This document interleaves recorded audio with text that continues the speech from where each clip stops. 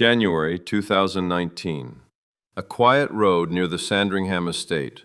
A 97-year-old man pulls his Land Rover out of a side turning onto a main road and drives straight into the path of another car.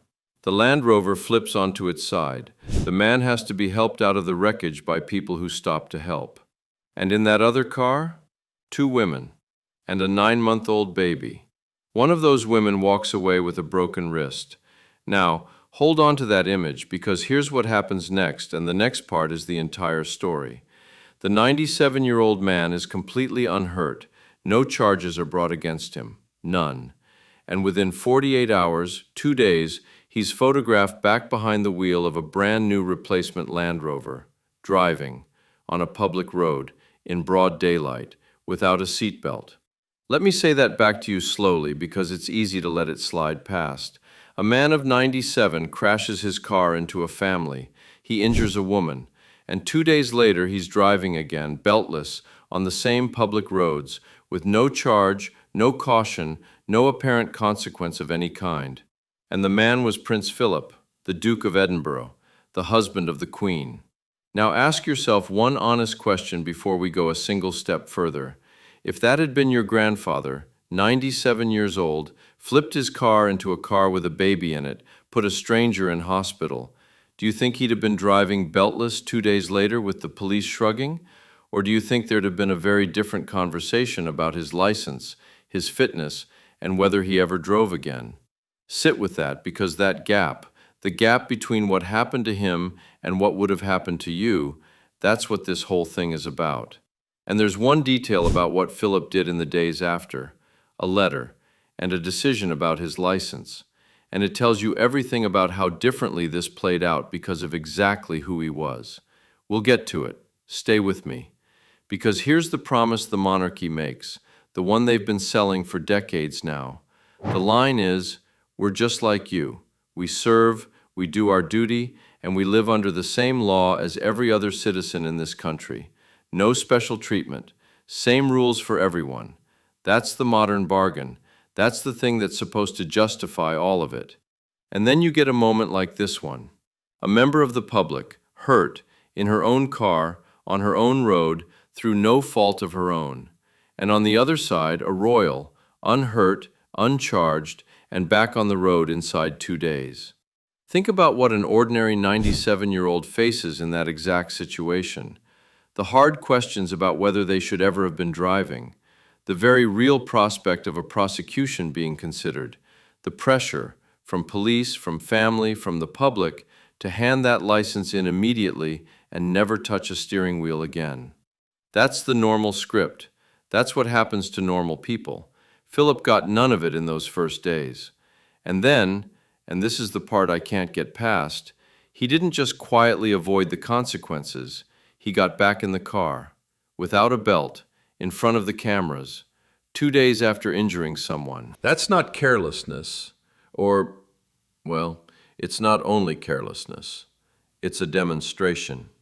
It's a 97-year-old man, days after flipping a vehicle into a family, showing the entire country that the ordinary rules of caution, of consequence, of just being careful after you've hurt somebody, that those rules didn't seem to apply to him. He proved the 2-tier point himself, on camera, beltless. You couldn't have staged it better. So now we've got the trap, and there's a question sitting right in the middle of it, and I genuinely want you to pick a side in your head, because your answer tells you which kind of country you think you're living in. There are 2 doors here. Door number 1, he got no special treatment at all. The decision not to charge him was a completely normal call, the kind of judgment any elderly driver might have received in the same spot. Nothing royal about it. But, and here's the sting, if that's true, then look at what you're actually saying. You're saying the system will let a 97-year-old who flipped his car into a baby's car and broke a woman's wrist walk away with no charge and keep driving. And if that's the normal outcome for anyone, royal or not, that's not comforting. That's alarming. That should worry you about the roads you drive on.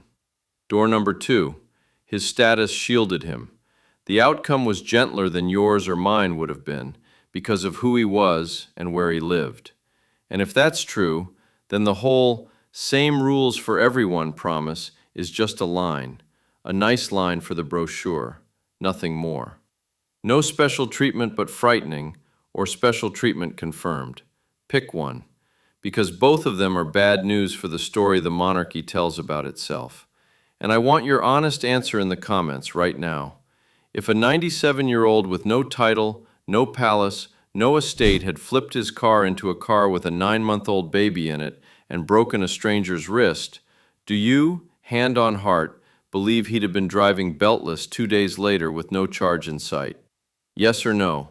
Tell me below. I read them, and I already know this one's going to split people right down the middle. Now let's talk about what was actually at stake here, because it would be easy to file this under harmless old man, unlucky prang. It wasn't harmless, and it wasn't only about image. A member of the public was injured. There was a baby in that car, a 9-month-old, and the question underneath all of it, is a 97-year-old safe to be driving on public roads? That's not a PR question. That's a genuine road safety question. That's the kind of question that, for ordinary families, ends with a very difficult conversation and a set of car keys placed quietly in a drawer. The woman who was hurt, Emma Fairweather, she spoke publicly afterward about her injury, about how she felt about the way it was all handled.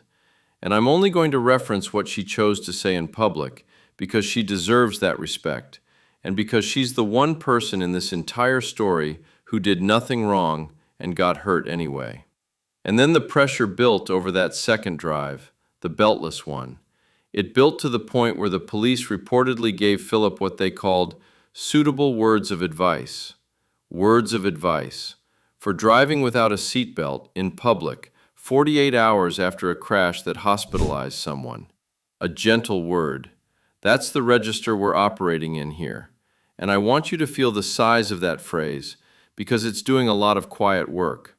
Words of advice.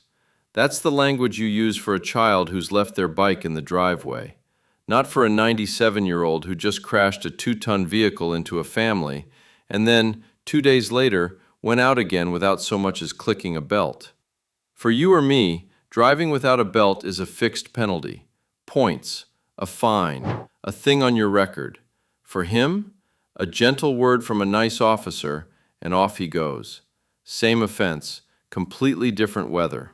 For the monarchy, the stakes were sharp, because Philip was the walking symbol of the whole ideal, the stoic, dutiful, uncomplaining royal who gave his life to service. And this tested one simple thing. Does that ideal include accountability when the royal is the one at fault, not the public? Because the optics of a prince walking away, unhurt and untroubled, while an injured woman went off to A&E with a broken wrist, that's corrosive. That eats at the thing they're selling. Okay, this is the moment I promised you at the very top. The letter, the license. Let's open it.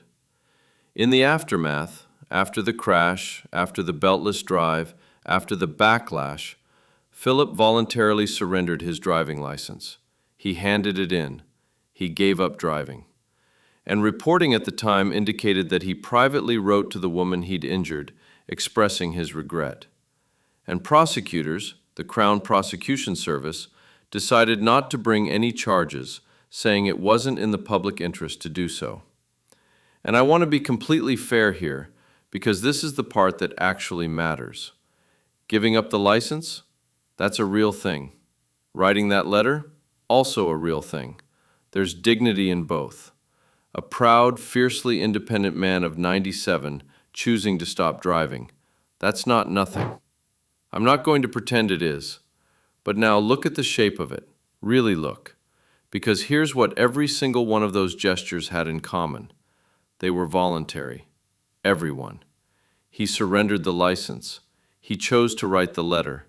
It was on his terms, in his time, after the fact. Not one of those things was a consequence imposed on him. They were consequences he selected for himself, from a menu, at his leisure. And that right there is the whole game.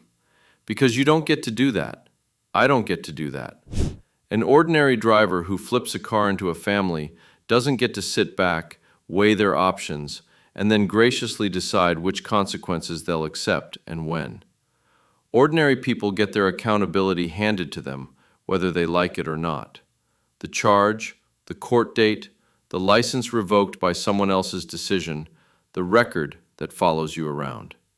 Philip got to choose his own punishment, and he chose the dignified one, the gentle one, the one that looks like contrition and costs you nothing you weren't going to give up anyway at 97.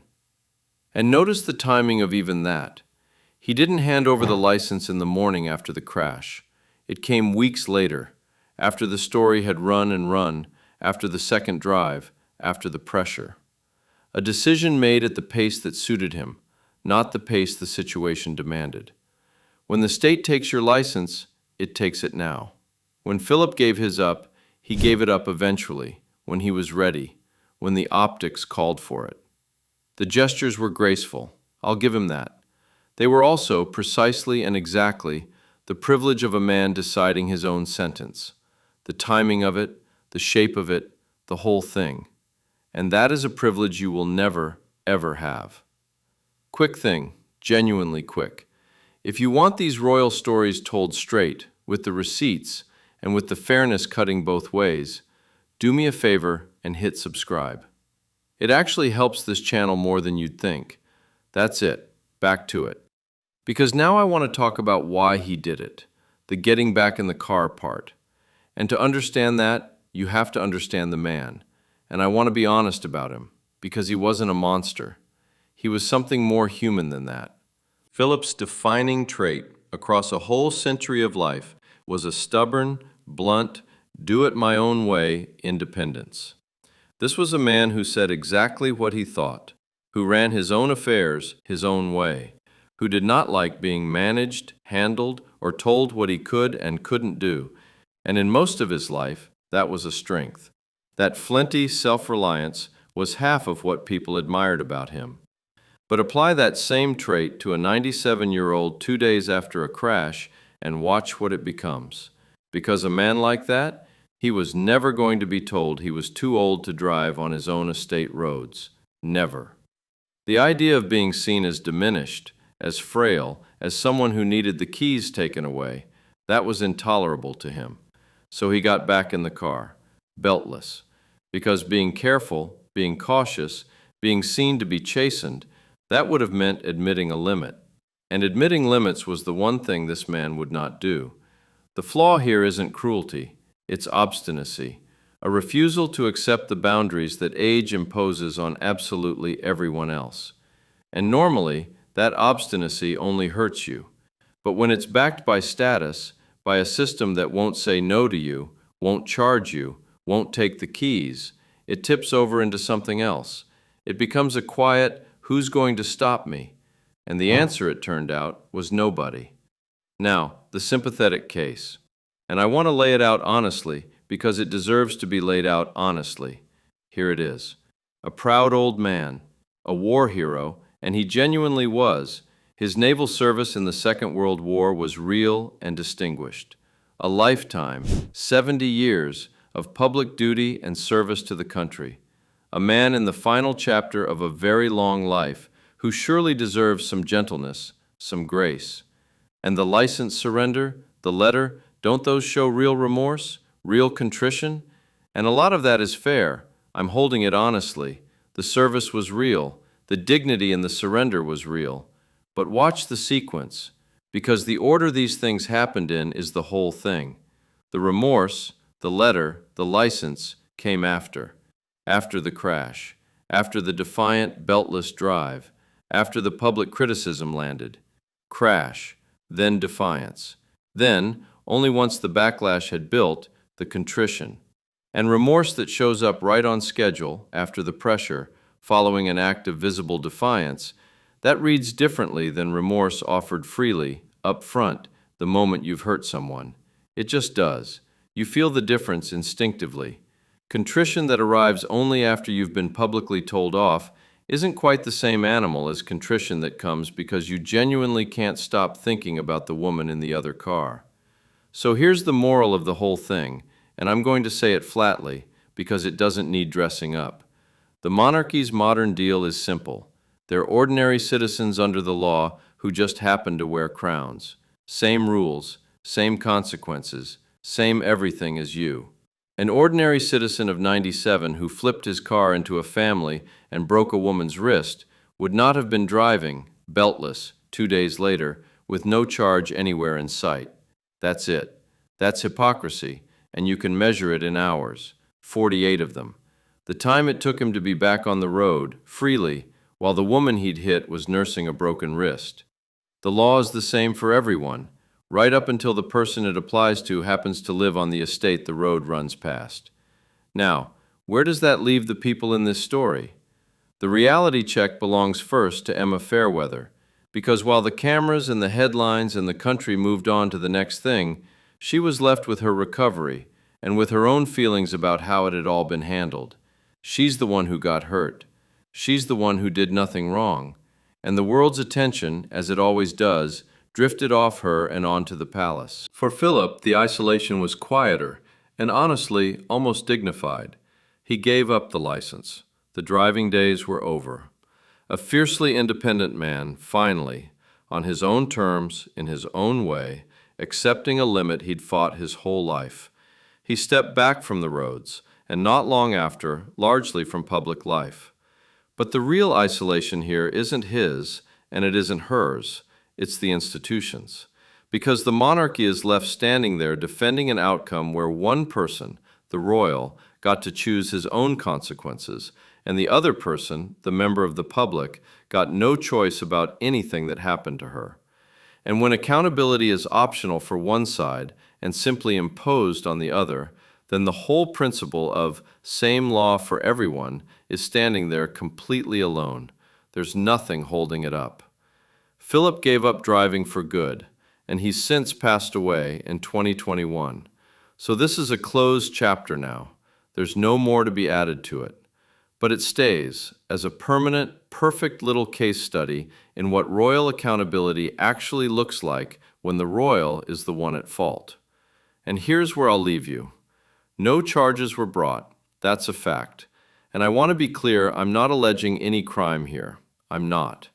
And Philip did surrender his license and reportedly did write to apologize. I'll give him all of that, fully and fairly. But he chose those things. He chose them after driving beltless 2 days on from injuring a stranger. And an ordinary person would never have had that choice. The choosing itself was the privilege. So here's the question, and I want your honest answer below. Was that the same law the rest of us live under? Or was it a gentler version, a quieter, softer, self-selected version, reserved for the man who happened to live where the road ran past? Tell me. Because I don't think the answer is as simple as either side wants it to be. And if this one got under your skin, the idea that the consequences bend depending on who you are, then wait until you see what they did with his will. Because when a senior royal dies, the rest of us have our final wishes read out in public, part of the record, open to anyone. Theirs get sealed by a court, locked away, for decades. And the reason they've given for why? That one's waiting for you right here. I'll see you in it.